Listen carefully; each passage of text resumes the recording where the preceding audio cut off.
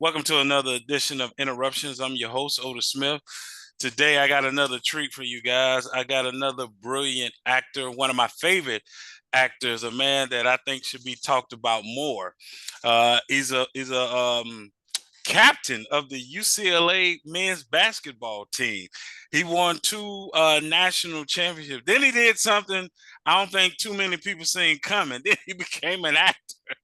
I've seen him on In the Heat of the Night. I saw him on Soul Food. I saw him on A Different World. I saw him on The White Shadow. I saw him on LL Cool J's sitcom. I'm talking about the brilliant actor Michael Warren. How you doing, sir? I'm doing very, very, very well. Let me correct you by saying I didn't win two national championships. I was on a team No, you that won want to. You.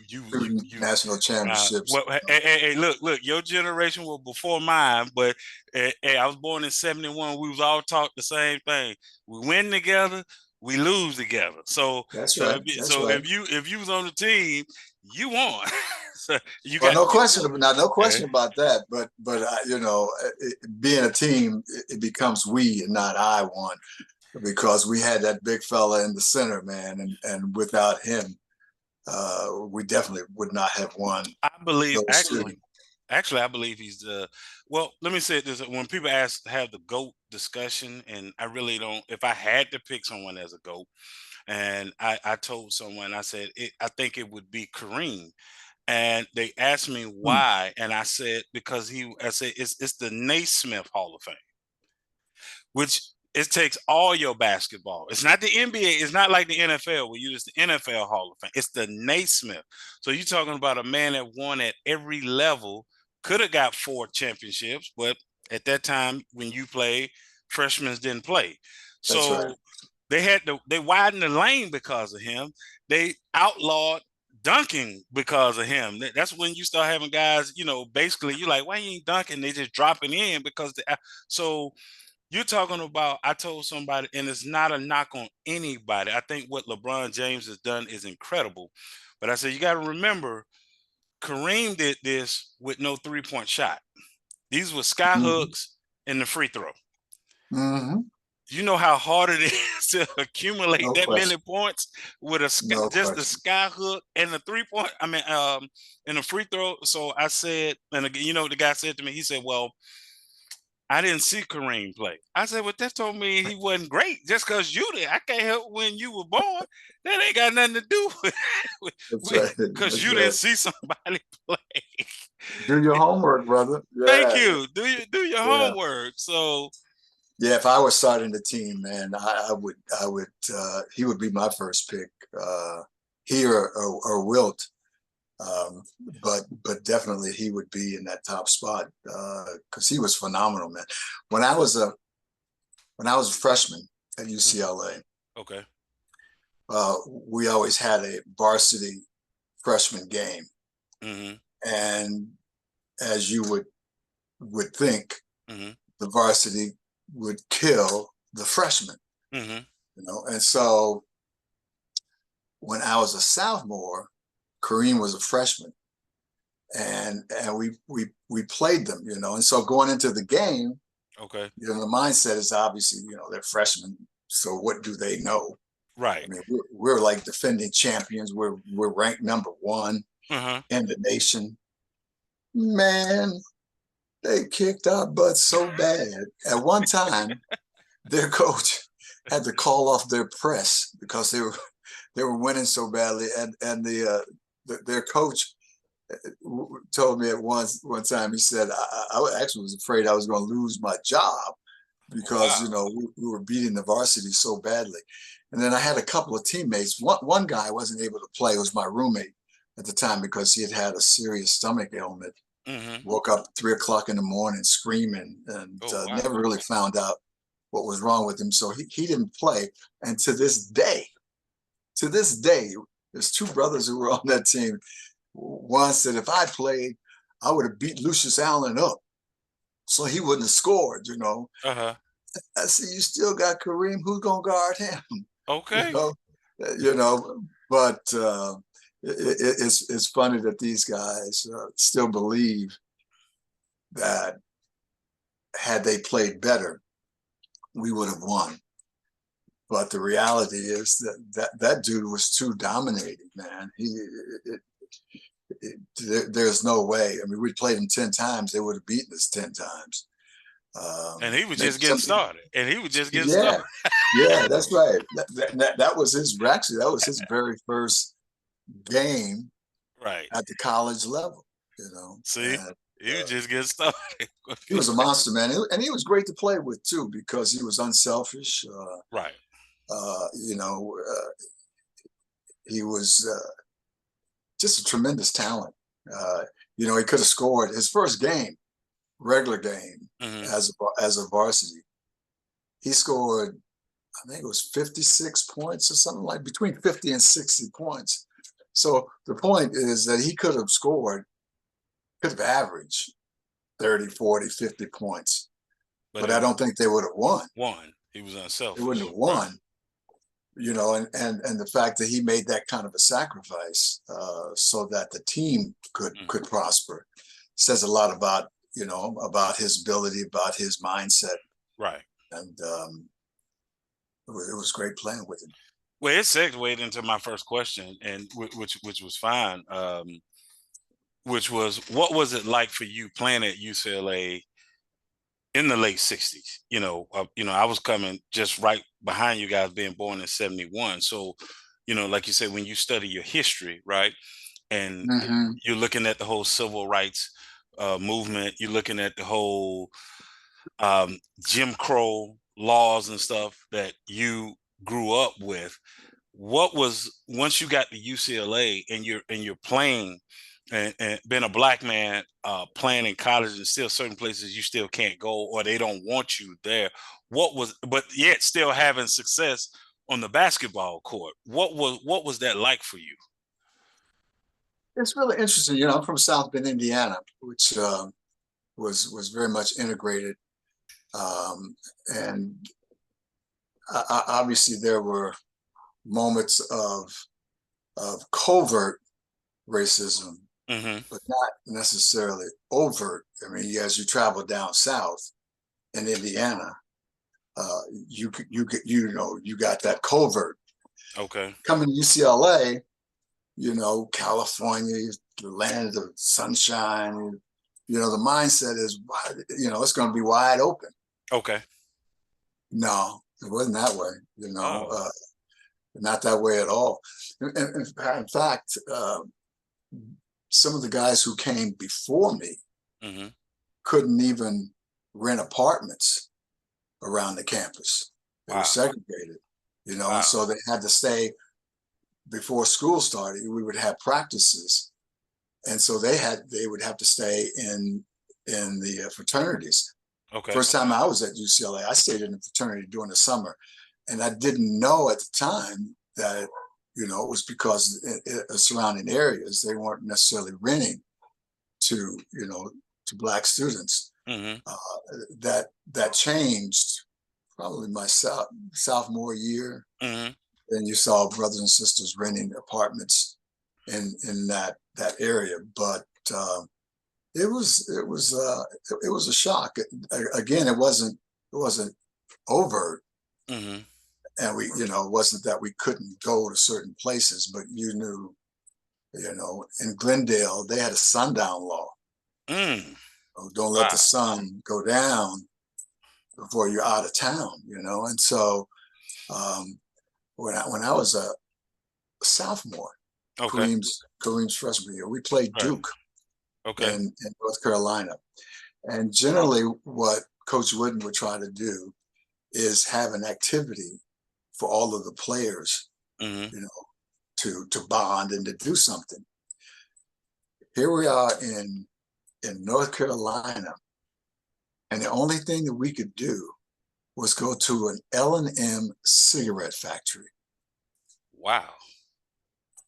Yeah, I'm like, cigarette can't factory. Can't go to a movie as, you know, as a team, you know, no activity really. And so they gave us this tour, and, you know, and coming from the North, I was somewhat naive because I hadn't really faced Sure. that kind of racism. And so I saw this brother who was a custodian. Okay. So as the group was going on that tour, I kind of lagged back and went over to the brother. And this is how naive I was about the difference. Mm-hmm. So I saddled up to him and said, "So how's it going, man? You know, how are things here?" Mm-hmm. And he looked at me like I had three eyes, man. Like, Negro, What you what do you mean? expect me to say? How's it going? You know how it's going. Why are you asking me such an ignorant ass question? But he didn't know that you didn't know. No, he didn't. He made that assumption. But when he didn't respond Mm-hmm. in the way I expected him to respond, it taught me exactly what was going on there, And so the Sixers were turbulent, Yeah. but it was almost like we were in a cocoon, you Mm-hmm. know. Wooden campus, pretty much sheltered up until about the 68. And we Mm-hmm. started talking about boycotting the Olympics, Right. and that's when we kind of got a lot more involved. But it wasn't like with Bill Walton, who was laying out on the highway, on Right. the street, protesting. Um, so it was a learning curve that we went through. What that when you won the national championship, looking back now, what does that mean to you, as far as looking back now and saying, "Man, wow, I was a part of a team that did that twice." What is that when you look back now? What does that mean, for you? I'm going to tell you a quick story. When I was in high school, Mm-hmm. we went in my junior year. We went all the way to state finals and lost to a team called Muncie Central. Muncie Central was in Central Indiana. Okay. Always had great basketball teams, Okay. and they had avid fans. We played them at their place, beat them by 4 points. They had I remember they had a white guy, who had a puppet like a bear cat, and Okay. he would stand at one end of the court and do all kind of crazy stuff. I mean, Indiana was an avid basketball, community, and in fact, at one time probably was playing some of the best basketball in the country. So we lose the championship. One of the guys on that team was his name was Glenda Terrain, outstanding basketball player. He and I had even thought about going to the same college and visited Okay. several schools together. So who do we end up playing in my first national championship game? Okay. University of Dayton, which is where Glenda went to Okay. college. Okay. And we beat them. Mm-hmm. And in 1963, when I was a junior, I played on the team that was runner up, man. I remember crying. We lost, It Right. was heartbroken, man. Heartbroken. I mean, I still have a Selden Award back in those days, the runner up championship, which was a silver ring. The Okay. Indiana State basketball championship was gold. So I remember, I don't know if Glenda would remember this, but I felt I got even, I got even. Yeah. On a bigger scale too. Yeah. You beat us when I was a junior. Well, we beat you, And you know what he said? But I got the Indiana State Championship.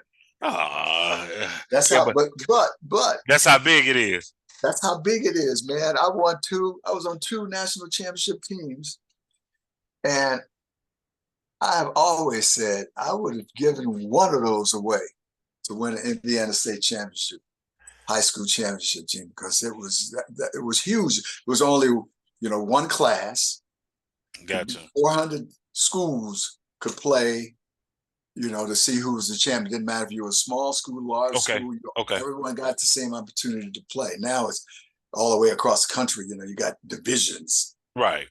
So it kind of waters down the championship Sure. compared to when you have to go through and anybody can win. That's where Hoosiers came from, Okay. Right. A Hoosier. But it was an incredible feeling to win at that level. One, most people expected us to. So to live up to that expectation was grand. But for myself, being on I'd been on championship teams when I was in junior high school. Okay. And that's big, as a junior high school. Yeah, I was gonna say you used to winning. Yeah.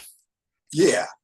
But to win at that level and against that kind of competition, it was gratifying, and I made all tournament team, and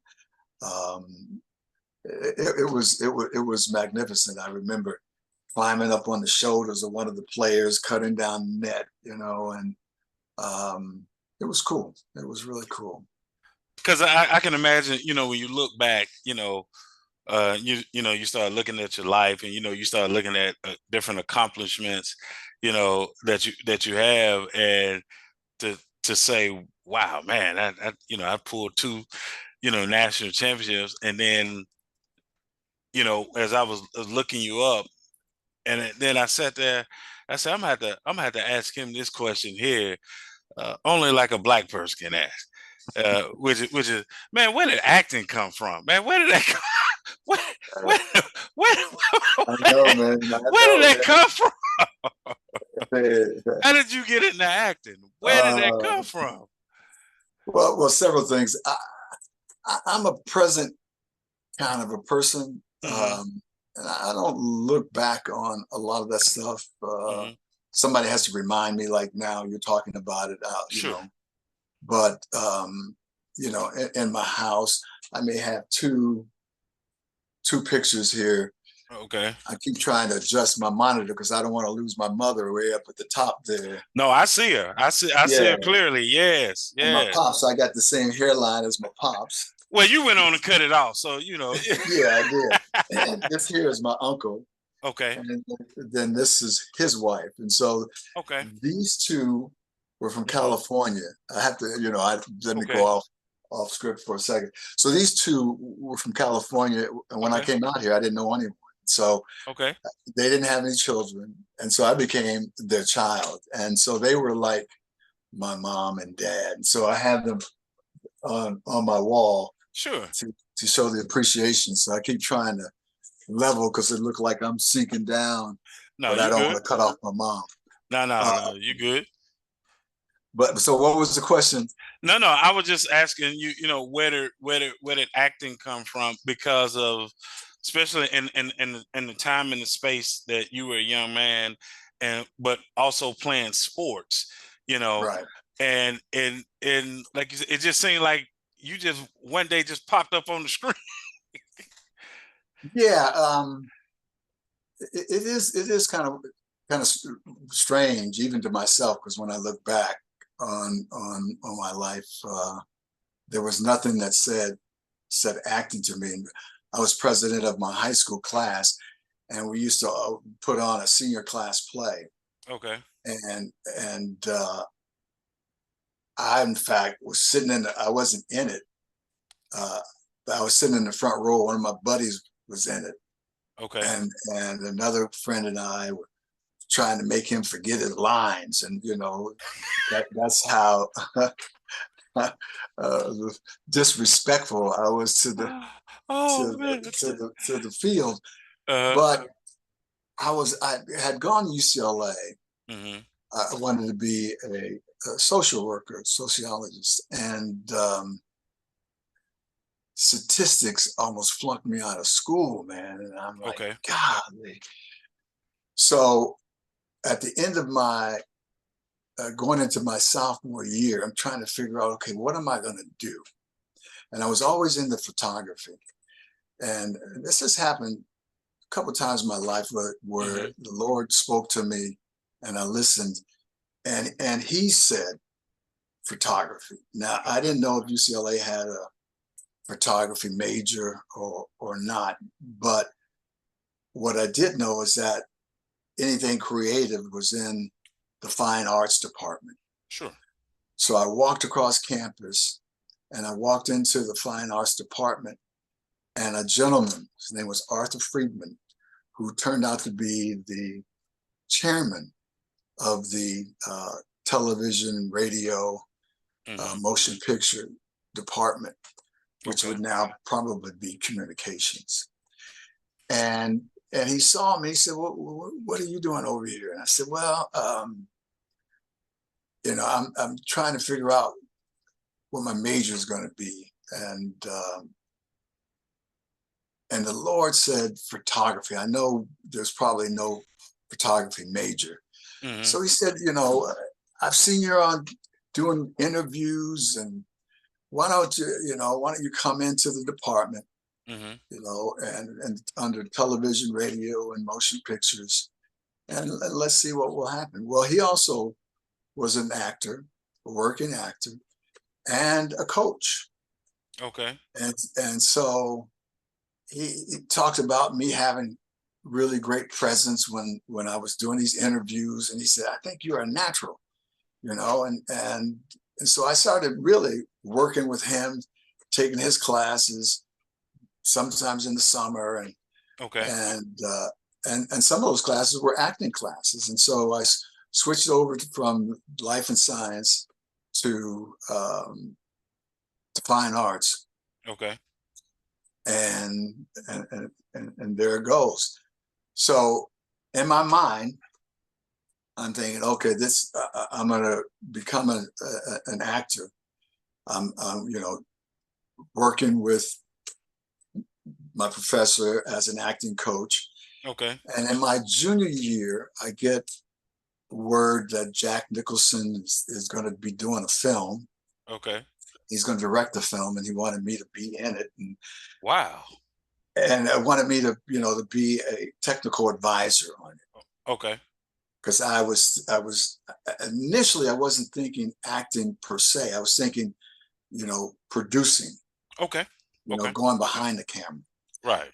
And so being at UCLA at that time and the program being so successful, you hear a lot of things that people make, not necessarily promises, but they infer that they're going to do X, Y, and Z. Hmm. And most of the time it doesn't pan out. Gotcha. Well, this happened. Okay. You know, they gave me the job as a technical advisor. Put together the basketball team and Hmm. help design all of the plays, because the movie was about it starred a young white kid who was like the coming of age basketball player, the thinking Okay. basketball player, because Okay. Vietnam was going on, women's lib was, and women's rights were coming into focus. Okay. A lot of political issues, and this guy was a thinker, and so uh, it was an incredible experience to work on. And as Jack got to know me, he Hmm. said, "There's a part in here. I think you could, it's a basketball player. I think you can play a basketball player, can't you?"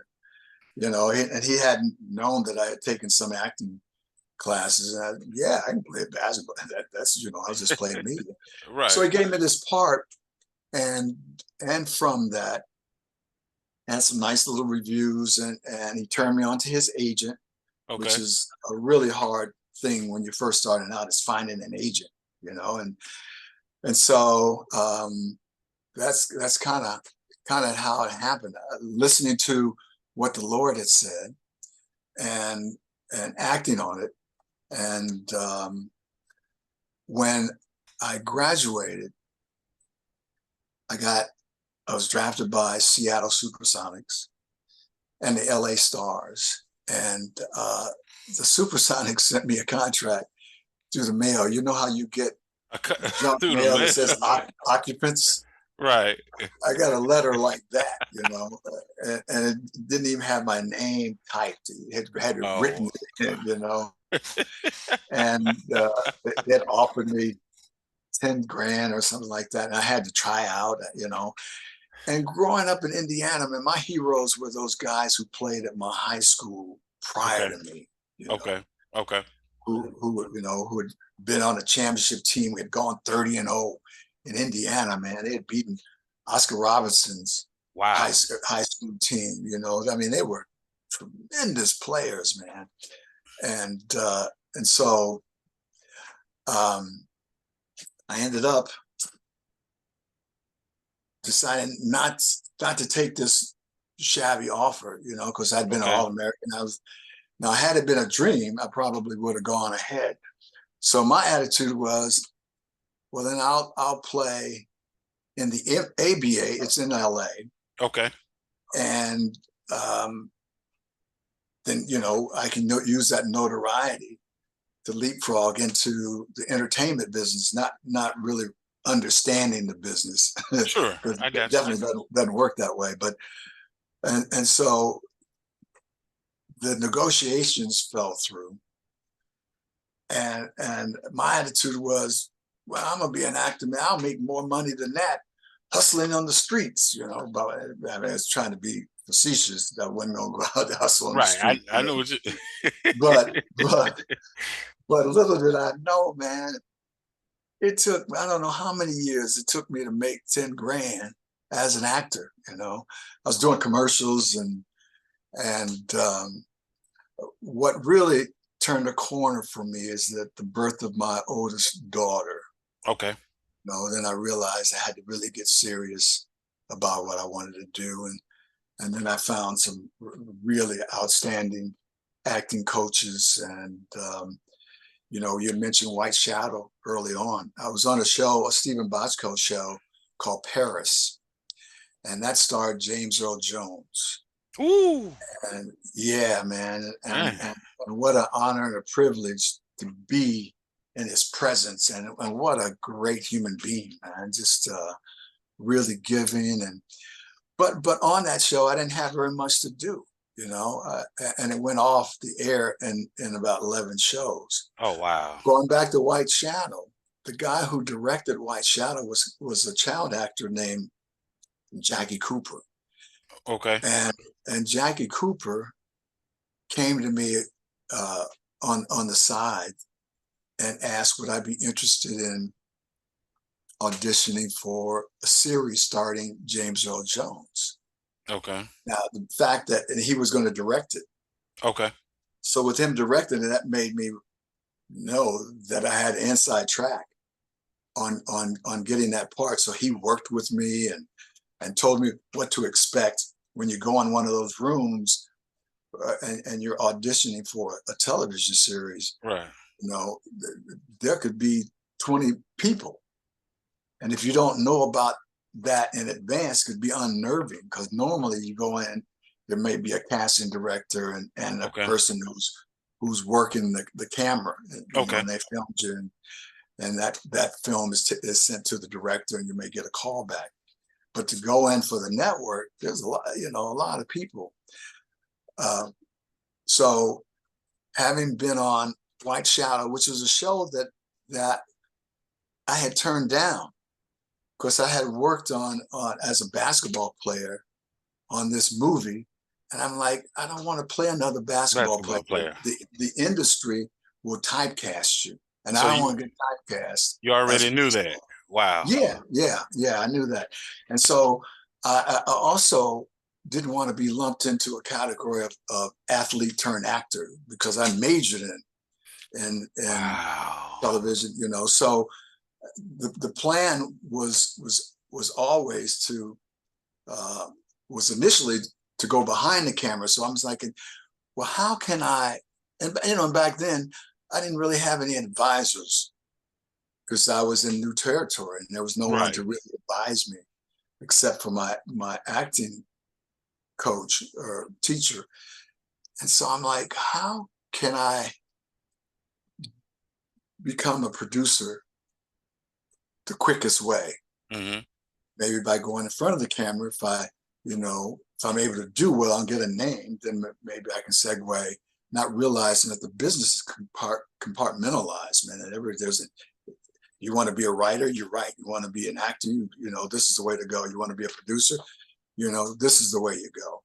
So had I known the intricacies of the business at the time, I might not have gone in front of the camera because my ultimate goal was to be a producer. But the acting thing started to click. And as I said, I had to be talked into doing The White Shadow by Bruce Paltrow. He literally called me. And I said, I don't want to play another basketball player, but there's a character here that you can develop. And There's you a real did. character. Well, I appreciate that. I tried. I definitely tried. And so Jackie Cooper directed that, Okay. told me about Paris. Okay. Paris is produced by Stephen Bochco. Paris goes off the air, and I'm like so disappointed because I really didn't have any of those like scenes with James Earl, Right. And so Right. I'm walking across the lot, and I see Stephen Bochco, and he calls me on the side, and he apologizes, which was unbelievable because he had no control over the show getting Right. canceled. Right. He Right. apologized, but he said, "But I'm working on something else. I think you would really be right for. It's a cop show. Would you be interested in reading it?" And so I'm thinking, well, I was just on a cop show and I had nothing to do. Now, am I going to be another cop show with nothing to do? So, I mean, I didn't voice this to him, but this is, what I'm thinking. So I read the script. I had never read anything like it, man. It scared me. It scared me because it was so good. And it scared me because the part was bigger than anything I had done before. And Yeah. I'm like, man, I don't can I do it? In my head, can I do it?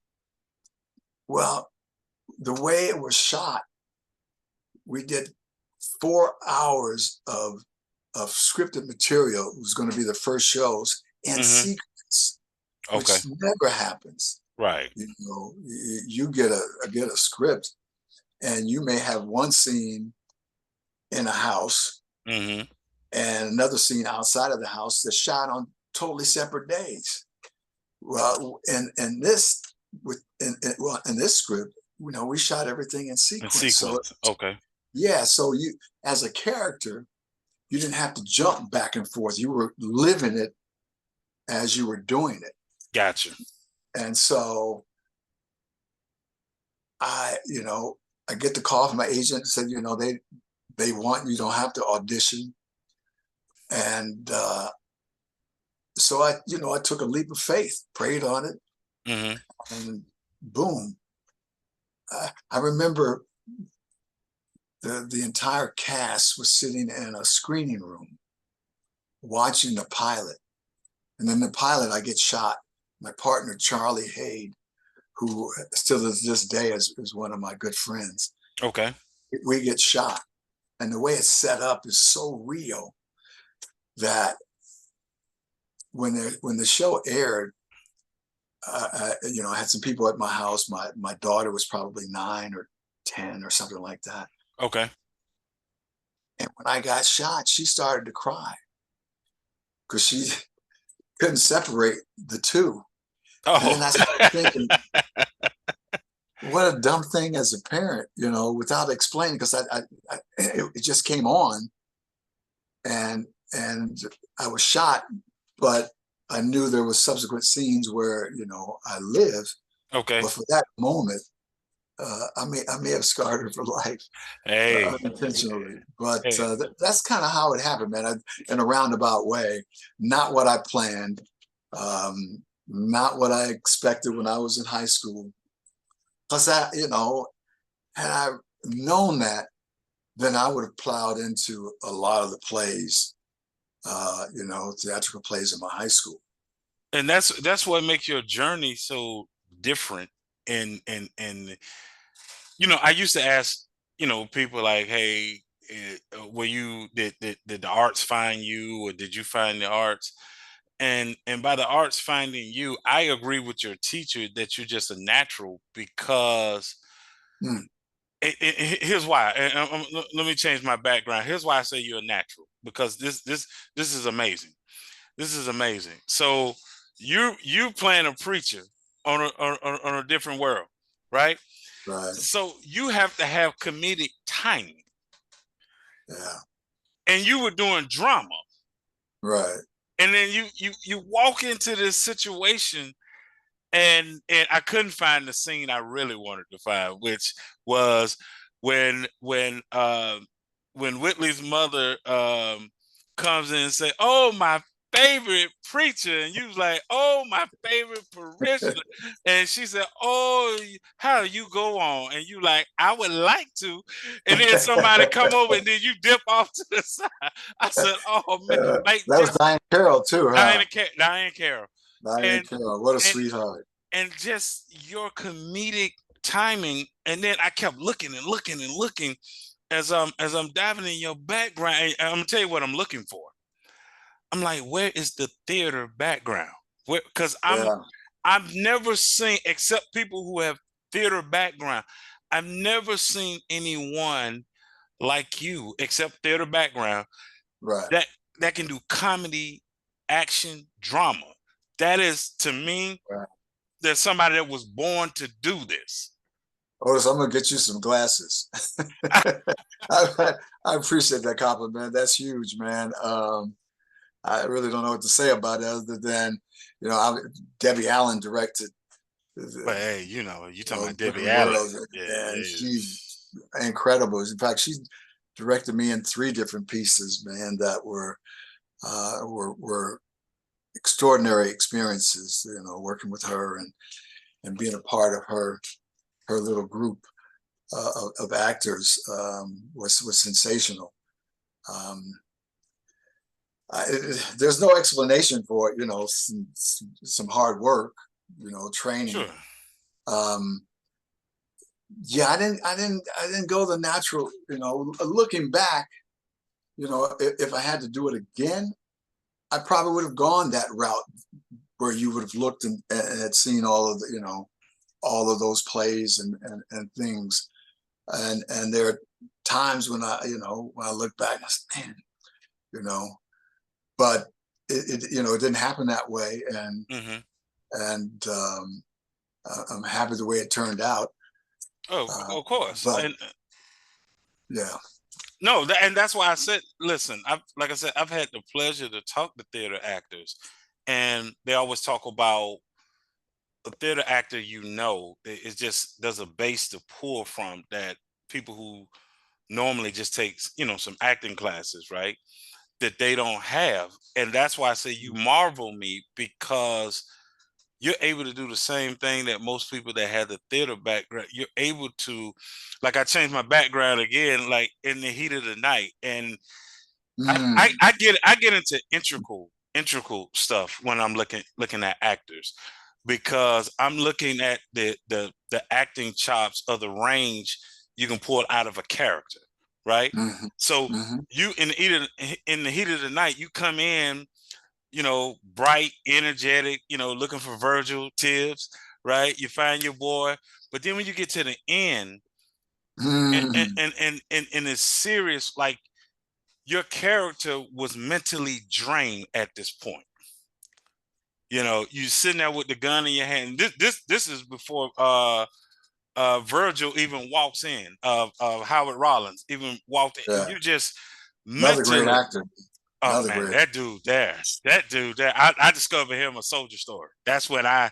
I Yeah. and Denzel too, because he was in there Right. as well. David Allen Greer, like it was a lot of great guys in that movie. But to see you um be able to lock in on the camera, because Bill Dukes told me, say acting is being, like you have to Mm, be be mm, and to always marvel at at an actor like yourself, Viola Davis, in ooh, the Antoine Fisher story, where she didn't even have any, basically didn't have any lines, but facially she had to display guilt. And I'm like, how do you do that? And that's why I said, looking at your He was a master character. of that. She's a Oh, master. you one of them. You She remember? was on a show that I was on, a TV show, Was that which show was that? City of Angels. Yes, yes. City of Angels, where she played a nurse, man, and just her presence. And she hadn't done a whole lot of television.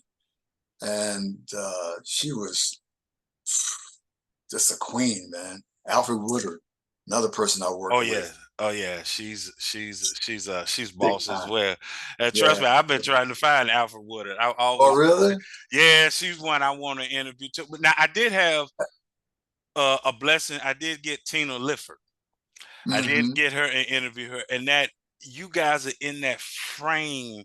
Like I said, I marvel at when you have to convey something to the camera. Like there's no lines, but I've got Right. to be able to look at you in the camera and know what you're going through. And to Right. me, that's masterful acting. You know, a lot of times you can get the lines, you can probably come up with the emotions, and but but for me to just have to look at you and know, try to know what you're to assimilate, you know, what your character is going through. And I saw that even in the White Shadow. I saw when you, that's why I had the picture of you Ken Reeves, I mean Ken Howard, um Mm-hmm. playing basketball, and it kind of went back to what you said about the ABA when they made the offer, because that was kind of that same scene where Yeah. Yeah. he, you Yeah. That's you right. say, how you know I'm gonna show up? And he said Yeah. That's. it's simple, because you want to play college, but you play pro, you got. So it was funny when you said that, because that was kind of that scene. And I've kind of watched your career Right. in different moments of film, TV that I watched. And just when I sat there, I said, man, I got to see if I can get him on. And that's why I'm so thankful that you came on the show. Yeah, man. Let me ask you this question here. Uh-huh. From sports to acting, right? And then you got into the throes of acting in learning the business, right? Mm-hmm. How did you keep your mentality stable? Hmm. Great question. Great question. Um, Upbringing.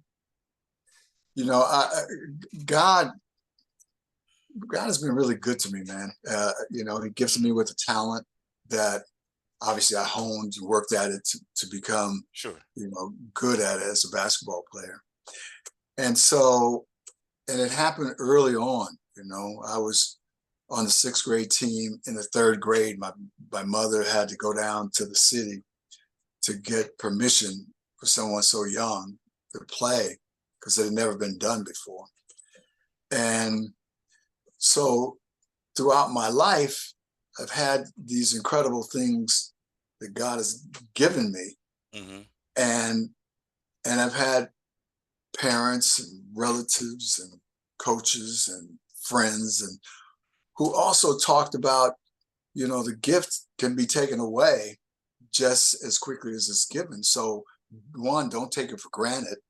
Two, be grateful Okay. and be humble about it, you know. And so, um, I mean, and it's not false humility, Hmm. but um, when you play on a basketball team with a giant, and I don't necessarily mean in terms of being tall, Right. but in Right. terms of his ability, you know, Kareem Abdul-Jabbar, who undoubtedly, unquestionably was the best player on our team.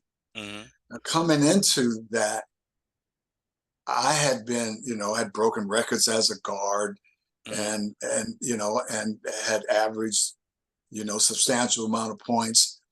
And so now with him coming into the picture, I've got to make an adjustment, you know, Okay. knowing that he's going to be the center of our offense, and the person that's probably going to have to make the biggest sacrifice is going to be me. Now, how am I going to be able to handle that? You know, having all the accolades that I, you know, and not just me, but Lucius Allen, who has been voted the greatest basketball player to come out of Kansas City, Okay. Kansas. Okay. So he's got tremendous cachet coming into it. And the other players, Lynn Shankerford and Mike Lynn, and all great players. And so we all had to make this sacrifice. So I end up learning that the gift is not always going to be about you. Got you. And having played on a team with Kareem, it made my transition into the business that much easier, because you realize when you walk on a set, the actors may be the focal point, but they're like 300 and 350 people are working on this set. Okay. And you're just a small entity to making it work. Now everybody's got to be cooperative, and everybody's got to do their job. But what I did, just because I'm in front of the camera and going to get most of the attention, does not make me any bigger or better than the guy who's bringing coffee on the set, And so having had a background where people were always, make me realize that God gave you the talent, be grateful, be thankful, and try to get the best out of every opportunity. And so with that attitude, I'm not that guy who's just going to be just talking about me when we're in a conversation. I'm going to deflect it.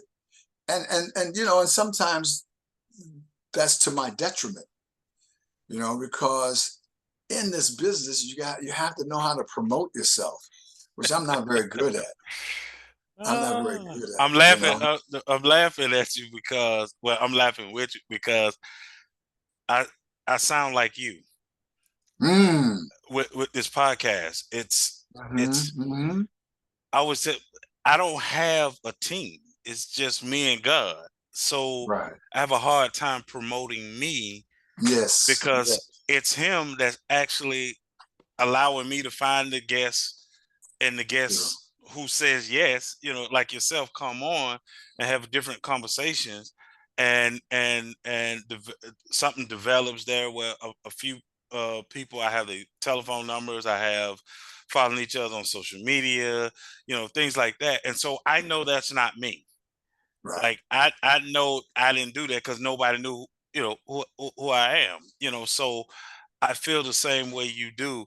And so, and that's why I like doing this interview, because we're not focused on me. I'm focused on the person that I'm interviewing. So I'm the kind of the same way.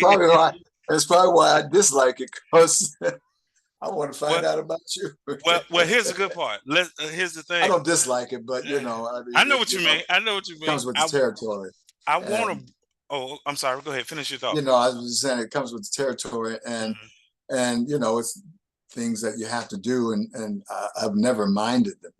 Mind doing them, but it's not the most comfortable thing, to do.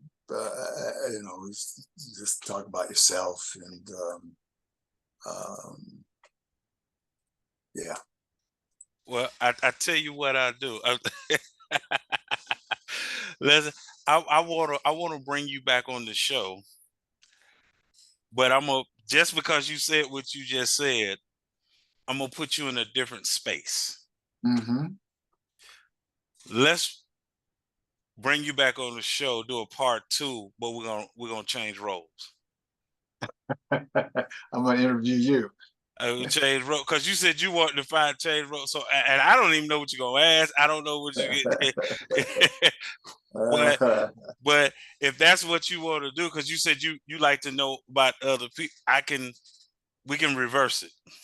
Well, I don't necessarily want to do it on camera. I mean, you and I had a great conversation. Oh yeah, no, it don't have to be on camera. On the phone. No. And I mean, it was easy. I mean, the reason why I'm doing the show, because it was easy talking to you. I appreciate that. And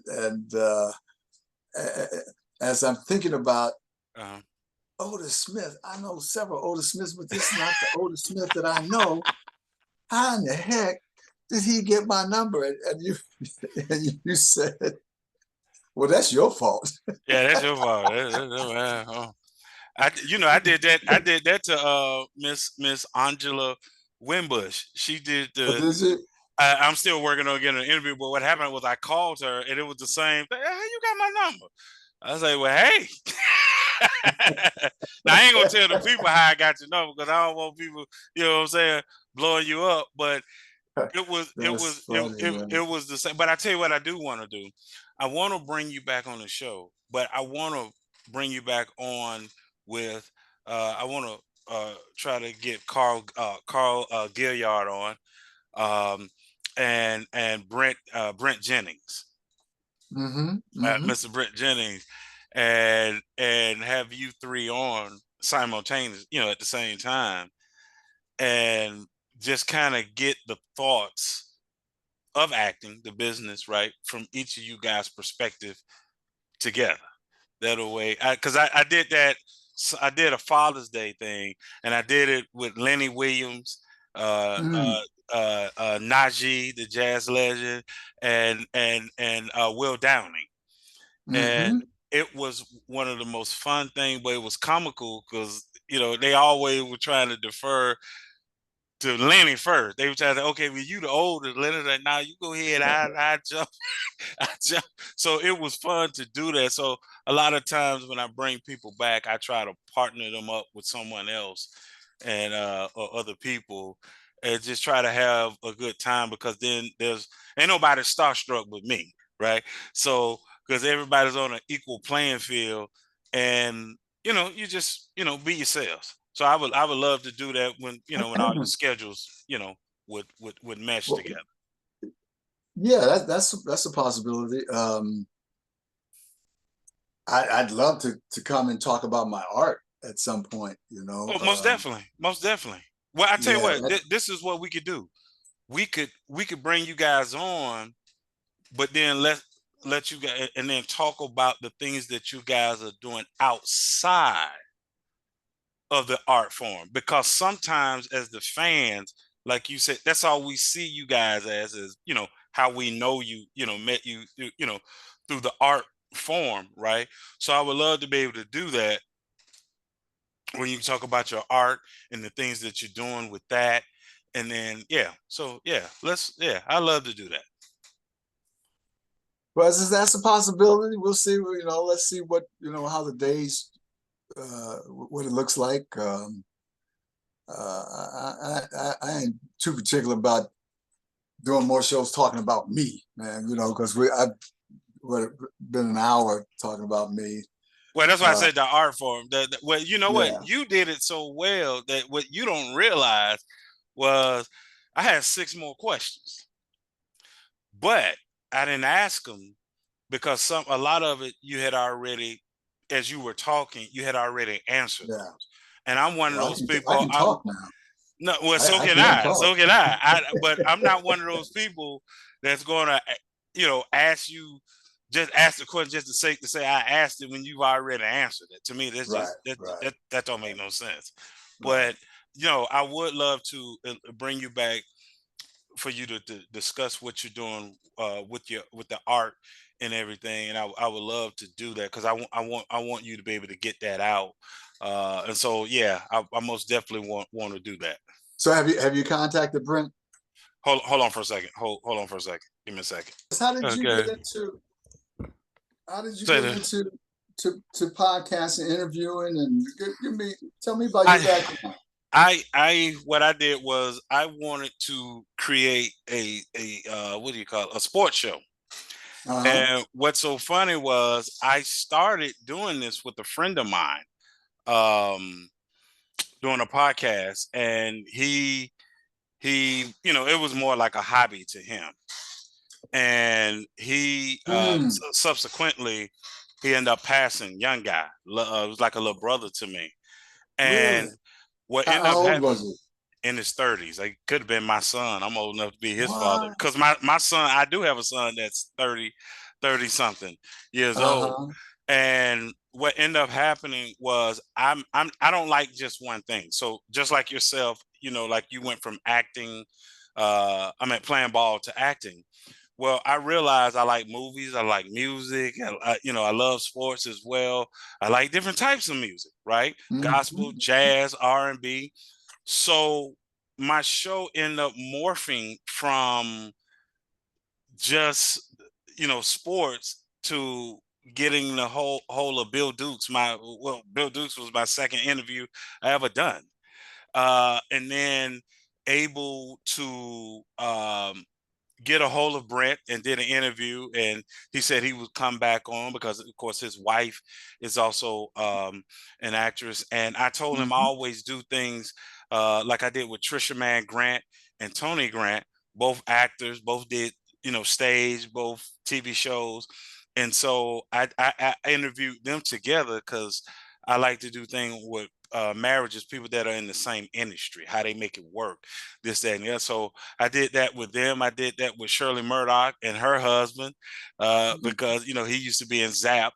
So I started finding things to do because what I try to do is make sure I humanize you guys, where people will know there's more to you guys than just um, um, what you do, as far as like with you acting.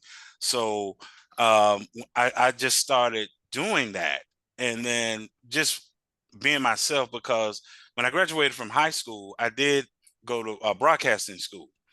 And then Mm. I let someone talk me out of my dream. I wanted to be John Madden. I wanted to be Stuart Scott Oh before yeah. Stuart Scott. Oh you, man. you Yeah. know and so years later, my father-in-law, before he passed, he said, you need to be a broadcaster, you need to be, football, Wow. this.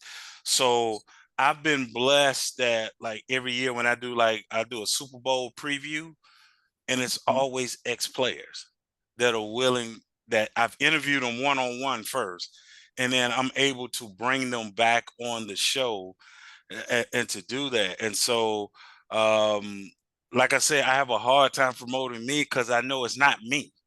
It's Yeah. him. It's him Right. working through. So I named the show, like I say, interruptions get interrupted. Mm. Because I named the show Interruption because actually, what I was trying to do was LeBron had his show Shop Talk called Uninterrupted. So I said, well, I'm gonna call my show Interruption then. That's what I'm gonna do. Right. And Right. my show just morphed into something else. It just changed. And so I'm never in one lane. And um, talking to a Bill Dukes, like when I watched the show, I don't know if you watch it, but like when I watched the show Bel Air, a remake of Will Smith doing the Fresh Prince of Bel Air. Mm-mm, no, I haven't seen it. Okay, but it's Bel Air. It's on Peacock, but it's a drama, not Oh, a that's why I comedy. don't see it. I don't have Okay, Peacock. so the character that the guy that plays Carlton, that Mm. Rafonso Barrow used to play, that's my Killed favorite. it. That He that's my killed it. favorite. That's my favorite because the character is so complex. Yeah. And so when I watch somebody that can play a character that's complex, that got the acting chop, it's amazing to me. And that's why I said, when I was looking you up, I'm looking, I said, no, I know he did theater. I'm just going. I said, Mm. man, I can't find nothing about Uh, theater. Well, he had to do well, I theater. did. Yeah, I did some in college, but no. And I guess the only reason I was never asked one, and Uh-huh. then my career took off, so I Uh-huh. was doing either television or Mm-hmm. appearing in some movies. Um, and it's yeah, it's probably one of the things. It's one of the scariest things, I can tell you that. Because there are no second takes. Oh, I talking about used to that. do Yeah, yeah. I used to do live poetry readings. That was part of a troupe. Bernie Mm. Casey, who was a very talented actor and uh, former professional football player and a tremendous artist. Uh, he passed away pre-COVID. God rest his soul. Very, very talented brother.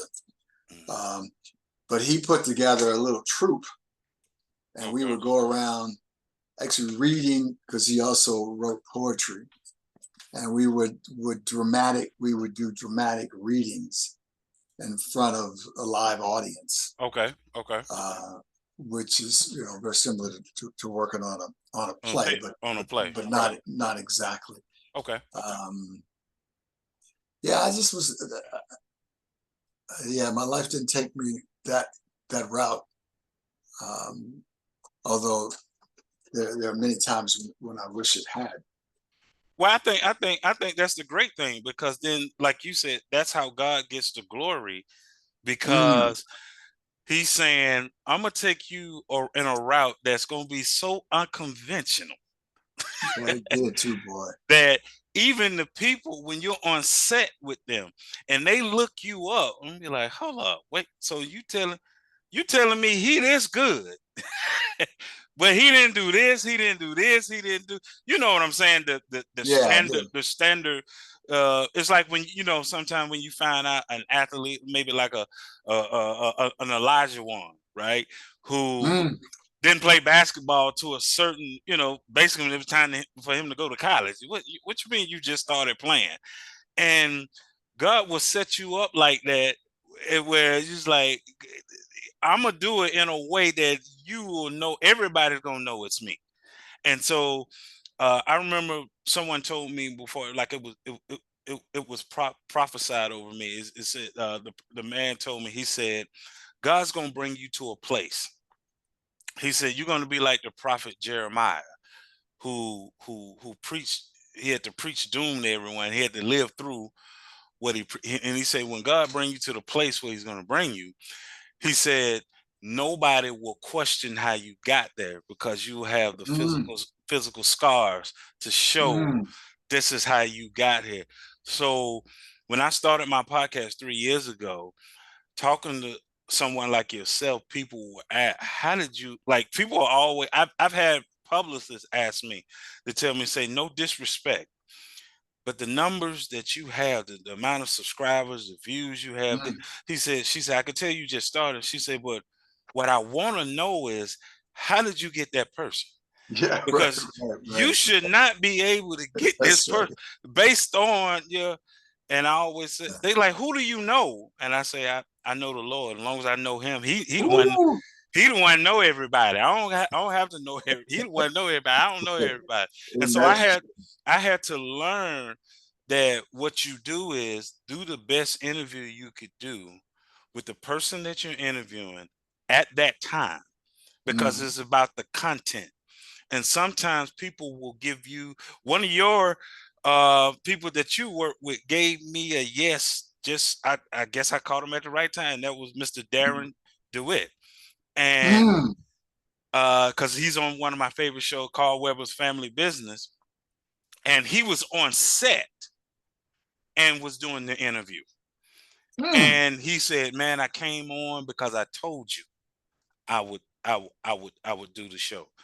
And I just marvel. And then sent me a t-shirt. He's got gospel t-shirts that he sells. And he sent me a t-shirt, and I ran into him at a concert with Keith Washington and Karen White. And I said, hey man, I just came. I said, I know you don't remember. I said, you did my show over a year ago, my podcast, and I showed it to him, and he was like, wow. And I said, I appreciate it, man. And just kind of let him, went on about his business, because I could tell he was trying to be low key. Right. And so it's just those type of things that God gives you that I cherish. That, because it was so funny. Listen, see, I didn't know. This is how funny it is. I didn't know you knew other Otis Smiths. That's how funny it is. So you called me back and you said, yeah, Otis. I'm like, what? What? How you know me? I know I called you, but how you? So then I'm thinking like, oh, okay, well, maybe my call ID, it showed up on the phone, and but you were looking for a different Otis, but just I still, sure was, yeah. But just still, how God works this stuff. And trust me, I interviewed, I forget who it was. It was an athlete, and he thought I was the oldest. The football player. Yeah, the football player. And he had to wait he had to wait. Look, he waited till we on camera. He said, oh, you grew your beard out. You went and grew a beard. And I say, hold on, who you? I said, who you think I am? He said, you didn't play for the New England Patriots. I said, no. I said, but I said, you know what's funny? I said, I interviewed him when the Super Bowl was in Atlanta. So I know him. I have his number. Right. But I'm not him. And Oh, that's funny. It was just funny. So, but what I'll do, I'll try to put it together. Just, like I say, maybe in a month or so, just work your schedule, Brent's schedule, Carl's schedule, and when I send it to you, I'll put out that what we're trying to discuss is just the things that you guys are doing outside of acting, right? So people can see you guys in a different light and know and say, I didn't get to the acting part. I mean, I didn't get to the arts part, but you're one of those actors. Like some people, I would ask, like, "Hey, what's your favorite team? What do you, trying to see people see them in a different light." But because you already had the sports background, right. I kind of didn't go that way with the question. Yeah, and that would be like a quick. I don't have a favorite football team, because I'm not a really big football fan. But yeah, that question would lead you nowhere.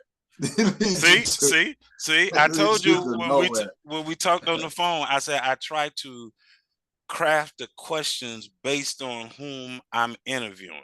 So I'm not trying to the same old. The only reason probably the question you got before that I had to ask regarding far as where the acting coming, because I've talked to a couple of ex ball players who got into acting, and there's kind of like I started taking acting classes, I did this, I did that, and then looking at your journey, it was like, boom, he just popped up on the screen, like, hold on, wait a minute. And then you're going back and you're looking you up and you're like, wait, there's no, like you said, it just kind of happened organically. And that marveled me, because the acting job you did on The White Shadow, yes, you were playing a guy that could play basketball, but you gave the character layers, because there was more to that character than just being a ball player. And right. I love that. I missed a show like that. I missed that show so much that I go back on YouTube and I watch the episodes like that new again, because that show was dealing with stuff that's still going on today. Yeah, that's true. And looking at your journey, your journey kind of a little bit is kind of similar, even though he did the acting school and stuff like that, but it's kind of similar to Brent Jennings, where you guys come out of a place that, like, what you doing acting? Like you coming out of India. I mean, what you doing acting? Yeah, basketball. Yeah, we know basketball. We know how they serious. Right. And then Brent coming out of Arkansas. What you doing? Arkansas? Ain't nobody acting out of Arkansas. What you doing? So, but that's how that's God. You guys are going where God is taking you, and I admire you guys for it. So, like I say, I'll put it together, but I want to once again thank you for coming on the show, blessing my pleasure with your presence, because I know, like you say, you normally don't do these, and so once again, I thank you for the yes. Please stay safe out there and stay blessed, man. And we love you as a person. We love what you do. So you may have to do some persuasion to do another one, but it's in my head. Well, yeah, I had to drop the seed. Yeah, I had to drop the seed. But I tell you what I'm gonna do. Hey, Otis, and you dropped it so smooth too, boy. Hey, but I tell you what I'm gonna do though. I'm gonna get a yes from them first. So I can say, hey, Mr. Warren, we got them confirmed. We got them. Now that don't scare me away from saying no. No, I ain't think it was, but I was just gonna go to them first, right? Yeah, just go to them first, and then I come back to you. Come back to you. You dropped it so smooth. I'm like, how do we get to talking about another interview? Well, actually, you know what? That's always my thing. I just like I'd to have to bring give you together some some. high five. I'm like, dang, I just finished one and we already talking about two. And I had already told him I normally don't do this. He just ain't gonna be happy with the one I gave him. See, see, give him an inch, give an inch, take a mile, give him a rope. He want to be a cowboy. Look, you know what I'm saying? So Oh I man, I thank tell you you. once again, and stay You safe know and be blessed. who you should talk to, who was Mm-hmm. a really interesting, great person, Mm-hmm. great actor, Ernest Thomas. What's happening I now? already beat you there. Yeah. Oh, you already interviewed him? Yeah, man. So if Ernest did two, you got to do Well, two. See, Ernest did no, two. I don't work that way, but hey, nice try. Let me tell you what he did for me. He came on. Interesting brother, right? Really interesting Interesting. brother. It took me 2 hours to do that interview because, interestingly enough, before his mother passed, Hmm. he had to every we do it we're interviewing, he has to stop and go see about his mother, so I would pause it. And then what he didn't know is that him doing that, I was jealous. So he said, why you he said, you Because your tipping. mother's gone. My mother's gone, and my Yeah. wife and I had tried to Right. get my mother to move with us for 10 years, and she just Right. never would. She was holding on to that independence. And Yes. so Yes. Yes. I Yes. I took my hat, and then when he went into talking about he battled drug addiction, Hmm. I said, hey Ernest, I'm putting together a thing called testimonies. And he said, Mm. what do you mean? I said, all you got to do is just give your testimony. So I had him. I had an author by the name of Janet Agarwal. I had Paul from the group Full Force, Paul Anthony from the group Hmm. Full Force, and I had a friend of mine that's a minister, Tim Fryer. And so Paul starts it off talking about beating cancer twice, right? And then Janet talks about how marrying this football player, and within 48 hours, this guy wanted a divorce, and she Within divorced him 48 in hours? 48 hours. 48 hours from them getting married. And Wow. that was God, because then found out this guy later on ended up killing several people. Ooh. Yeah. So, God was like, oh, you with the wrong person. Let me help you out. Let me get you up out of that. And then Ernest, talked about his drug addiction he overcame. And then my friend, Pastor Tim Fryer, talked about losing his son, Mm. Timothy Jr., Mm. at a young age. And he blew us all away. He said, imagine going to the graveyard and seeing your name. Mm. Mm. Mm. So it was to help people to understand that, yes, you're looking at these people, but they now the interesting thing about Ernest, I didn't even ask him anything about the drug addiction. It Just wasn't even volunteer. it wasn't a question. Right. I can't even remember how we got on it, but when it happened, that's when I asked him, like I said, to come back, and he came back. And it was just like I said, stuff, like I said, interruptions get interrupted, like it goes. That's why I told you it goes where you take it. I'm just asking, but I never. And see, that's why I said to you is that I had 6 more questions, but the show Hmm. went where God led you in your answers and Well, your goal. And so it's an organic conversation, and it's not me trying to script something to say, okay, that right. was good what you said, here, come back here, because I got these other questions I got to ask you. Sometimes the questions you have Yeah. don't Right. need to be asked. Right. Right. And maybe that's why I be trying to get people on twice so I could get the. I'm hoping to see Brother Ernest. I hope to do it on Friday. Uh, I haven't seen him in a long time, and we reconnected through Facebook and my art, and Okay. he's just he's just a good brother, man. Just a good brother. I can if you don't have, do you have his number? Oh yeah, yeah, yeah. No, Oh, okay. Okay. we're supposed to have lunch he Okay. was, you know, I mean, we've been talking back and forth. As I Okay. said, uh, we met. We were at some kind of an autograph thing, and he was Okay. right next. His booth was right next to where I was, Okay. and talking about a long day being short Oh just wow. because I was next to him, Okay.